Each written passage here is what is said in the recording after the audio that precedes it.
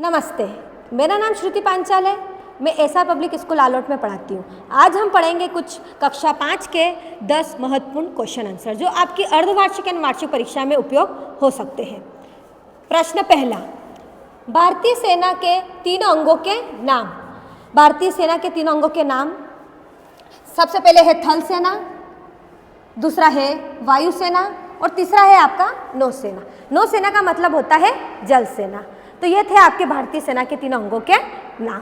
प्रश्न दूसरा आता है, पंचमणि किस लिए प्रसिद्ध है? तो पंचमणि एक तो वनफूल, द्रौपदी के बालों की वेणी और पांडव गुफाओं के कारण प्रसिद्ध है, जो कि ये मध्य प्रदेश में स्थित है। फिर तीसरा प्रश्न पढ़ेंगे हम, सुविकसित भारत का सपना साकार करने हेतु डॉक्टर अब्दुल कलाम बच्चों से कौन कौन सी अपेक्षाएं करते हैं? तो सुविकसित भारत का सपना साकार करने हेतु डॉक्टर अब्दुल कलाम बच्चों से 3 अपेक्षाएं करते हैं। पहला तो आप पढ़ाई करें, दूसरा अपने आसपास अनपढ़ लोगों को पढ़ाएं, तीसरा अपने घर या विद्यालय में 5 पेड़ लगाएं। आता है अब प्रश्न चौथा, कोयल और कोए की बोली में क्या अंतर है? तो आप सभी जानते होंगे, कोयल की बोली मीठी होती है और जबकि कोए की बोली कठोर और कर्कश होती है। हालांकि दोनों का रंग काला ही होता है, पर उनकी बोली में बहुत डिफरेंस है। फिर 5वां प्रश्न है, मालवा की धरती पर कौन कौन से राजा हुए? तो मालवा की धरती पर 2 राजा हुए। पहला है तो है राजा भोज और दूसरा है राजा विक्रमादित्य, जो कि उज्जैन के राजा थे। आगे बढ़ते हैं, प्रश्न 6, तो डॉक्टर अब्दुल कलाम का जन्म कहाँ हुआ? तो डॉक्टर अब्दुल कलाम का जन्म रामेश्वर में हुआ। ये एक तीर्थ स्थान है। अब प्रश्न 7, राजा बाहु महाकाल को बचपन में क्या शौक थे?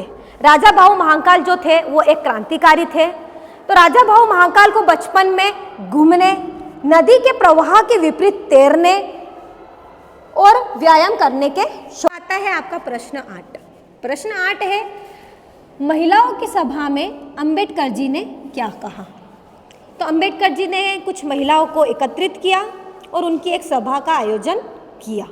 उत्तर है, महिलाओं की सभा में अंबेडकर जी ने कहा कि वे सबसे पहले तो साफ सुथरी रहे। यदि उनके पति या पुत्र शराब पीकर घर आते हैं तो उनके लिए दरवाजे बंद कर दें। फिर अपने बच्चों को उचित शिक्षा दे ताकि वो देश में हो रही बुराइयों का सामना कर सके और बुराइयों को मिटा सके। अब मध्य प्रदेश की विशेषता दर्शाते हुए 5 वाक्य। मध्य प्रदेश, तो पहला है, मध्य प्रदेश भारत के मध्य में स्थित है, इसलिए उसका नाम मध्य प्रदेश रखा गया है। पहला है, मध्य प्रदेश भारत के मध्य में स्थित है। दूसरा है, मध्य प्रदेश को भारत का हृदय कहा जाता है क्योंकि यह भारत के बीच में विद्यमान है, इस वजह से इसको मध्य प्रदेश को भारत का हृदय कहा जाता है। अब मध्य प्रदेश के उज्जैन में महाकालेश्वर का एक प्रसिद्ध मंदिर है। महाकालेश्वर जो 12 ज्योतिर्लिंगों में से एक आता है।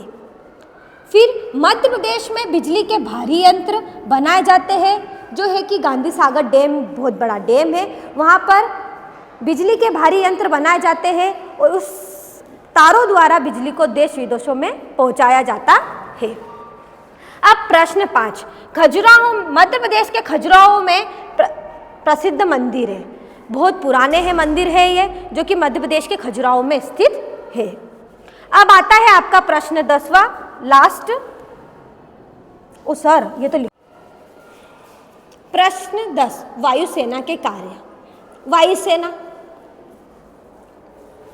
तो वायुसेना के क्या कार्य है? तो पहला कार्य अपन पढ़ेंगे, संकट में घिरे लोगों को सुरक्षित जगह पर पहुंचाने का काम वायुसेना करती है। दुर्गम युद्ध क्षेत्रों तक जहां पर बाय रोड जाना कठिनाइयों से भरा होता है, वहां वायुसेना अपने वाहन के द्वारा जाती है और लोगों की मदद करती है और लोगों को संकट में घिरे लोगों को अस्पताल तक पहुंचाने का काम करती है। और दुर्गम युद्ध क्षेत्रों में जहां आवश्यक सामग्री की ज़रूरत पड़ती है सैनिकों को, तो आवश्यक सामग्री की व्यवस्था भी वायुसेना करती है। धन्यवाद।